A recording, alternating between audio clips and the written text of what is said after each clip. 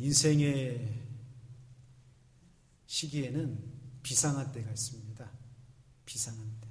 그리고 이 비상한 때에는 기회가 찾아옵니다. 기회라고 하는 것은 어려울 때, 고난당할 때, 떠날 때, 도전할 때, 다시 말하면 비상한 시간에 하나님께서는 우리에게 하나님이 주시는 기회를 허락해 주십니다. 위기의 때, 비상한 시기에는 기회를 잡은 사람이 있고 기회를 놓치는 사람이 있습니다.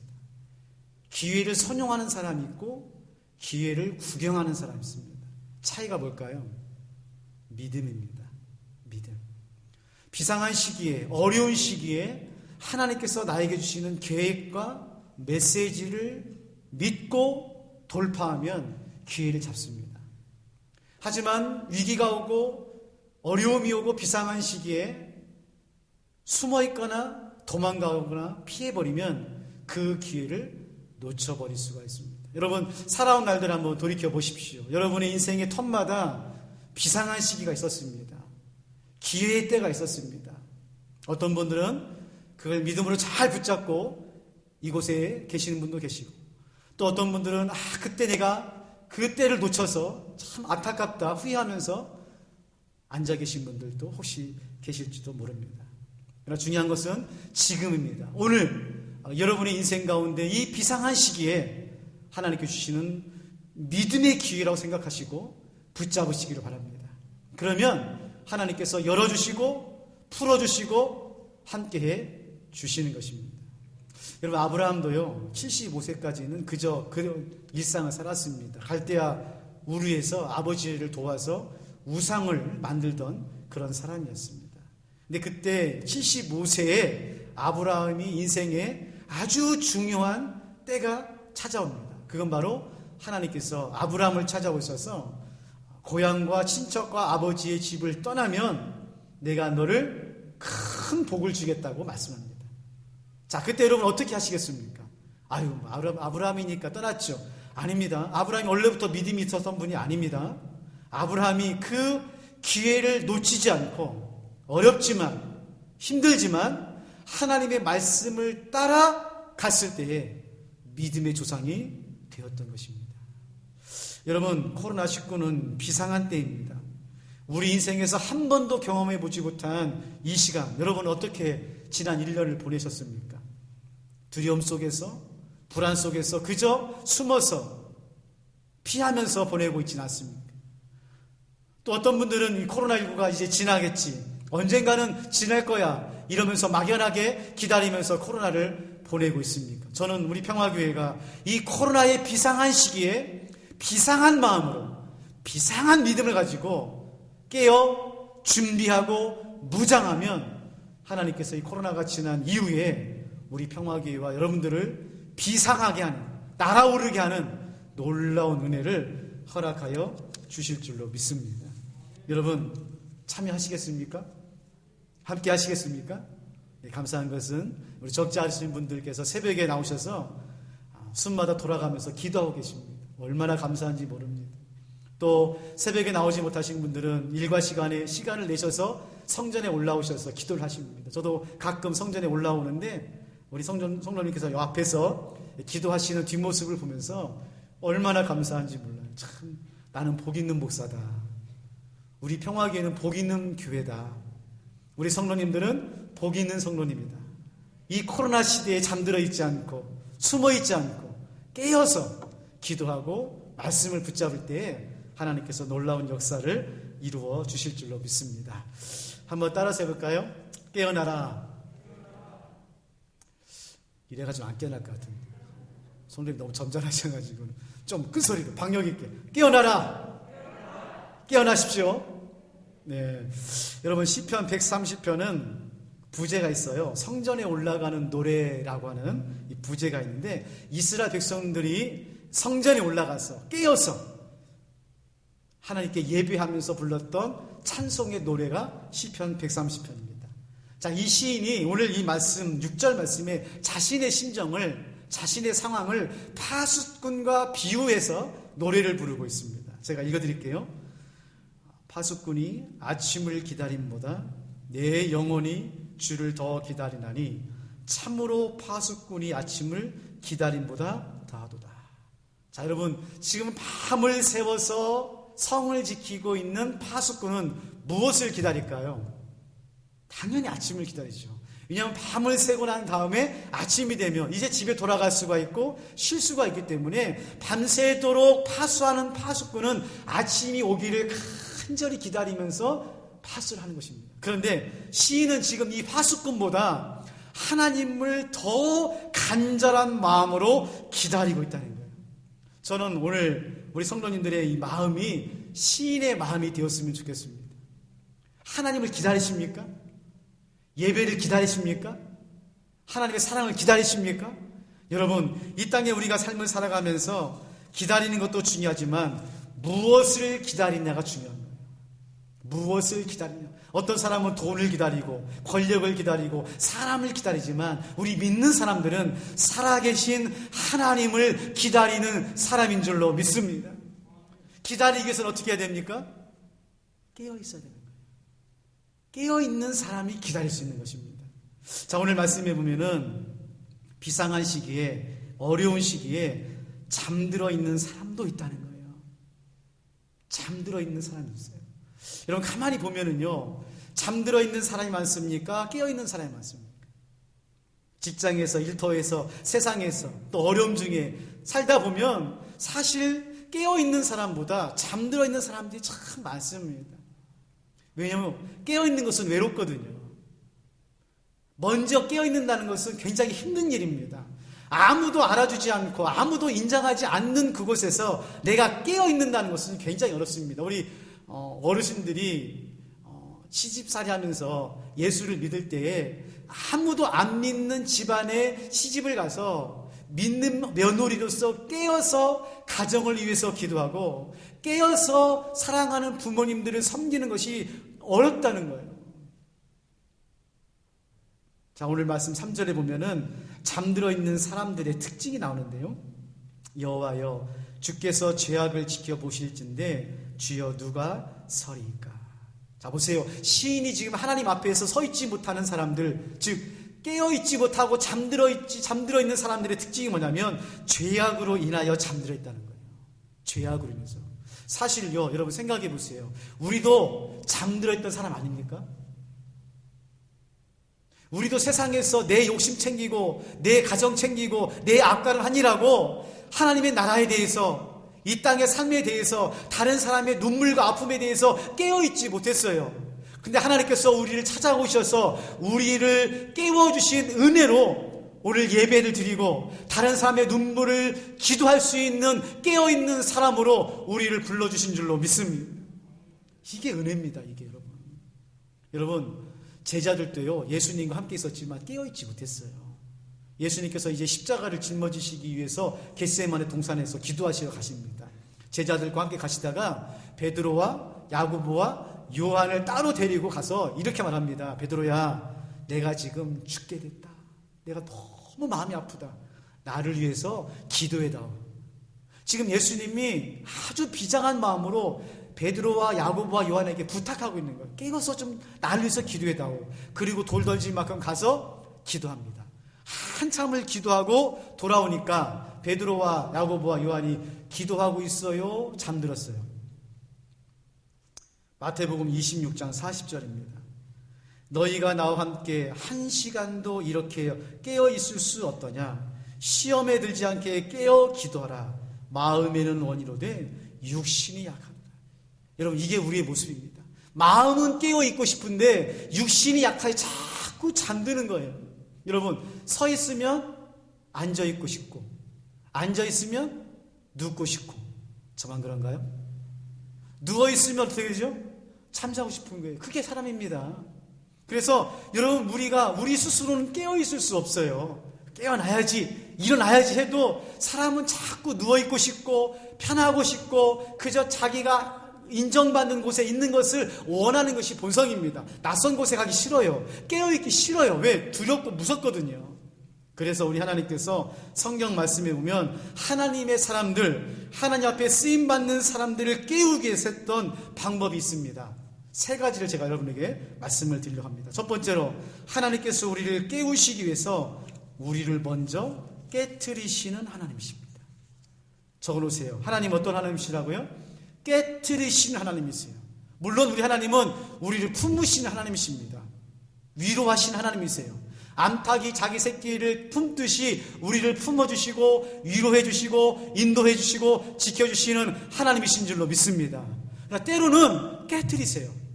왜요? 깨어져야 깨어나거든요. 여러분, 고난이 왜 옵니까? 어려움이 왜 옵니까? 왜 하나님께서 우리를 깨트리십니까? 깨트려야 깨어나기 때문에 그러는 거예요. 영적인 무지와 교만, 나쁜 습관과 중독, 게으름과 나태, 시기와 질투와 그 얼음 속에 눈이 가려져서 잠들어 있는 우리들을 깨우기 위해서는 때로는 하나님께서 우리를 깨트려서 깨워주시는 하나님이시라는 거예요. 제가 가만히 보면은요, 건강에 자신 있는 사람들은요, 건강을 깨트려가지고 깨우십니다. 학력이나 실력을 가지고 있는 사람들은요, 학력과 실력을 깨트려서 깨우셔요. 돈과 권력을 가지고 있는 사람에게는 돈과 권력을 깨트려서 깨우십니다. 아하, 아무것도 아니구나. 내가 건강에 그렇게 자신 있었는데, 내가 이 정도 배웠는데, 내가 이만큼 가지고 있었는데, 하나님께서는요 정확하게 우리를 깨트리십니다. 창세기 32장에 보면 야곱을 하나님께서 깨트리세요. 모든 것을 가졌고 거부가 되어서 자기 힘으로 모든 것을 이루겠다고 생각했던 야곱을 하나님께서 찾아오셔서 환도표를 깨트리셔서 아브라함을 이스라엘로 만드는 하나님의 은혜를 주심으로 야곱이 이스라엘이 되어 하나님 앞에 쓰임받게 되는 거예요.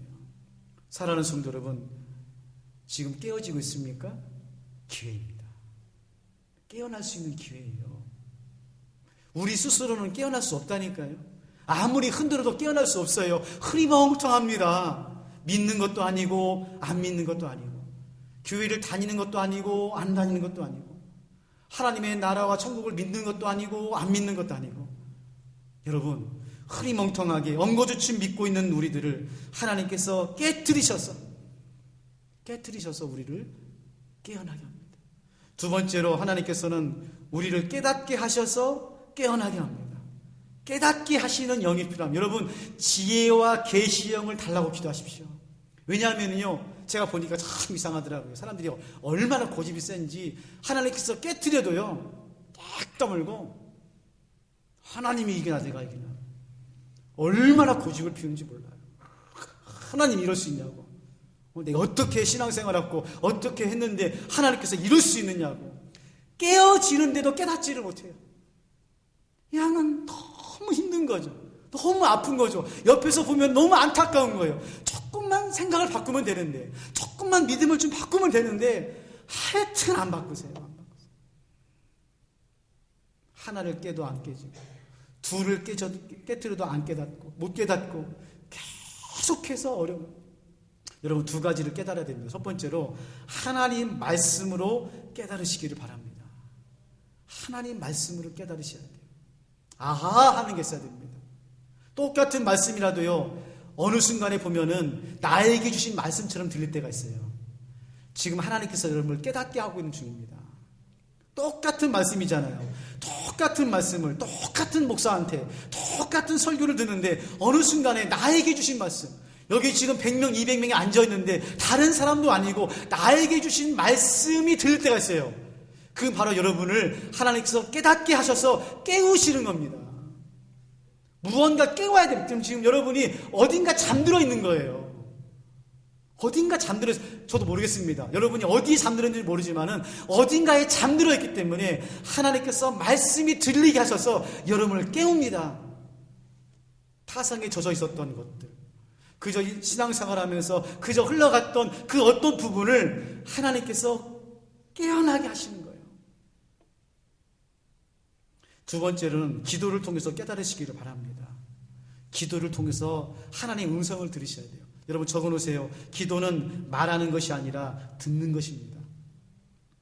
기도는 듣는 거예요. 한참을 들으셔야 됩니다. 만약에 여러분이 새벽에서 기도하던 시간 내서 성전에 올라와서 기도하던 간에 10분을 기도했으면 20분은 하나님의 음성을 듣도록 기다리고 계셔야 돼요. 내가 하고 싶은 말 하나 막 하고는 시간 보고는 늦어가지고 막 집에 가면 안 됩니다. 기도했으면 10분을 기도했으면 20분을 기도했으면 40분은 가만히 듣고 있어요. 하나님께서 여러분에게 하고 싶은 말씀이 계신다니까요. 사람은요, 하나님 말씀으로만 깨달을 수 있습니다. 다른 그 어떤 것으로도 깨달을 수가 없어요. 아무리 여러분 부모님이 아이들에게 이야기해도요, 아이들은 잔소리 듣습니다. 철이 들기 전에는 엄마의 그 사랑의 소리가 잔소리 들려요. 언제 엄마의 말이 들릴까요? 철이 들어야 돼요. 기도에 철이 드십시오. 기도가 깨어나야 돼요. 기도가. 세 번째로 하나님께서는 깨끗하게 하셔서 깨어나게 하십니다. 우리를 깨끗하게 하셔서 깨어나도록 하세요. 여러분, 바울이 고린도 교회에 이렇게 말합니다. 집안에 금그릇도 있고 은그릇도 있고 질그릇도 있다. 그러면 그 주인이 어떤 그릇을 사용하겠느냐? 당연히 금그릇을 쓰죠. 아닙니다. 사도 바울이 말합니다. 깨끗한 그릇을 쓴다는 거예요. 사랑하는 성도 여러분, 하나님께 쓰임받고 싶습니까? 깨끗해지십시오. 비상한 시기에 기회를 붙잡고 싶습니까? 거룩해지십시오. 이 어려운 세상 가운데 여러분이 정말 기도함으로써 다시 성취하고 싶습니까? 거룩해지십시오. 레위기 19장 2절 말씀에 내가 거룩하니 너희도 거룩하라 말씀하십니다. 한국교회 유기가 어디에 있습니까? 자꾸 한국교회가 금그릇이 되려고 그래요. 빛나고 화려한 것만 좋아하고 쫓아다니는 거죠. 아닙니다. 하나님은 금그릇 교회를 쓰시는 것이 아니라 깨끗한 그릇의 교회를 쓰시는 거예요. 가끔 연말이 되면은 이제 부목사님들이 내년도 여러 가지 일들을 부탁합니다. 부서장으로, 순장으로 여러 가지 일들을 부탁할 때 많은 대부분의 분들이 뭐라고 말하냐면은 목사님, 제가 너무 부족해서, 제가 배운 게 없어서 제가 하나님 일을 못하겠습니다. 죄송합니다. 아니라니까요. 하나님은 금그릇을 쓰시는 분이 아니라 깨끗한 질그릇을 쓰시는 분임을 믿으시기를 바랍니다. 부족하니까, 연약하니까, 깨끗하니까 하나님께서 여러분을 통하여 하나님의 역사를 이루시기를 원하시고 계세요. 우리 평화교회는 코로나 시대에 파수꾼 같은 교회가 되었으면 좋겠습니다. 하나님의 회복을 기다리는 것처럼 하나님께서 놀라운 역사를 우리 평화교회인데 이루어주시고 함께해 주실 줄로 믿습니다. 크게 두 번째로는요, 하나님께서 깨어나게 하시는 목적이 있어요. 잠들어 있는 사람이 깨어날 때는 목적과 이유가 있지 않습니까? 하나님께서 잠들어 있는 우리와 우리 평화교회를 깨우신 목적, 사명이 있는데 두 가지 말씀드리겠습니다. 첫 번째로 자신의 자리를 끝까지 지키도록 우리를 깨워주십니다. 여러분, 지금 파수꾼의 자리는요, 그냥 자리가 아닙니다. 생명을 지키는 자리입니다. 생명을 지키는 자리예요. 만약에 파수꾼이 그 자리에서 자거나 그 자리에서 나가버리면 성 안에서 잠들고 있는 사람들은 적군이 왔을 때 싸워보지도 못하고 다 전멸해버립니다. 여러분, 깨어있다고 하는 것은 단순히 깨어있는 것이 아닙니다. 생명을 지키는 자리입니다. 여러분, 우리가 무엇을 해서 하나님의 일을 하는 것도 중요하지만 그 자리를 지키는 것만으로도 하나님의 일을 할 때가 있는 것입니다. 특별히 비상한 시기에는, 어려운 시기에는, 고난의 시기에는 무엇을 일을 하는 것이 아니라 믿음으로 그 자리를 지키고 말씀으로 지키고 기도로 지키면 하나님께서 그 지키는 사람들을 통해서 생명의 위협을 흘러보내는 역사를 이루어 주실 줄로 믿습니다. 여러분, 조금만 더 버티세요. 조금만 더 참으세요. 하나님께서 우리 평화교회를 이곳에 심어놓은 이유가 있습니다. 여러분을 평화교회로 불러주신 이유가 있습니다. 지금은 비록 모르지만 견디고 버티면서 그 자리를 지키면 하나님께서 어느 날 때가 되어 여러분을 우리 평화교회뿐만 아니라 잠들어 있는 원흥, 삼성, 창릉, 고양, 은평 이 지역에 있는 사람들을 깨우는 생명의 교회로 여러분을 반드시 사용해 주실 줄로 믿습니다.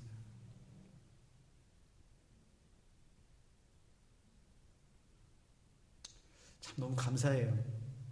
여러분 생각해보면 우리 평화교회가 정말 많이 깨어졌거든요. 제가 와서 우리 성도님들한테 들었던 얘기가 하나님, 목사님 저희 교회가 참 45년 동안 참 많이 깨졌습니다. 근데 저는요 지금 생각해보고 기도해보면 하나님께서 정말 우리 평화교회를 사랑하셔서 우리를 깨트리신 거예요. 잠들만 하면 깨트리시고 깨우시고 좀 편안해질만 하면 또 깨우셔서 왜요? 원흥으로 와야 되거든요. 원흥으로 와야 돼요. 이곳에 잠들어 있는 사람들, 삼송에, 일산에, 고양시에 잠들어 있는 이 생명들을 깨우기 위해서 하나님께서 우리를 깨트리시기도 하고 깨닫게도 하시고 깨끗게도 하셔서 이제는 코로나가 지나고 난 다음에 하나님께서 우리를 놀라운 역사로 회복으로 통로로 사용하여 주실 줄로 믿습니다. 사랑하는 성도 여러분, 깨어 있습니까? 하나님의 은혜로 감사하시길 바랍니다. 혹시 잠들어 있는 부분이 있다면 하나님께 기도하십시오. 하나님 말씀으로 기도로 깨우셔서 우리를 깨어나게 하여 주시옵소서. 그때 하나님께서 우리 평화교회를 통하여 하나님의 놀라운 역사를 이루어 주실 줄로 믿습니다. 여러분 이렇게 말씀을 마치겠습니다. 깨어있는 사람이 깨어나게 합니다. 하나님 아버지, 잠들어 있었던 우리들을 깨워주시고 잠들어 있는 사람들을 깨울 수 있도록 은혜를 주시니 감사를 드립니다. 하나님 마음껏 깨트려 주십시오. 고난이 힘들고 환난과 어려움이 고통스럽다 하더라도 깨어지는 것만큼 깨어날 수 있게 하나님 깨어지는 아픔을 감당하겠습니다. 깨닫는 은혜를 주십시오. 말씀을 들을 때에 기도할 때에 하나님의 음성을 깨닫는 은혜를 허락하여 주시옵소서. 깨끗해지기를 원합니다. 아버지 하나님, 아무리 화려해도 속이 더러우면, 마음이 더러우면 하나님이 떠나십니다. 바라기는 우리 평화교회와 성도님들 마음과 성품과 믿음 안에 깨끗하게 해주셔서 비록 질그릇 같은 우리지만 하나님께서 우리 평화교회를 통해서 잠들어 있는 원흥, 삼송, 창릉 지역에 있는 영혼들을 깨어나게 하는 귀한 축복의 통로가 되게 하여 주시옵소서. 하나님 감사합니다. 하나님 사랑합니다. 오늘 또 우리를 깨우시는 예수님의 이름으로 기도하옵나이다.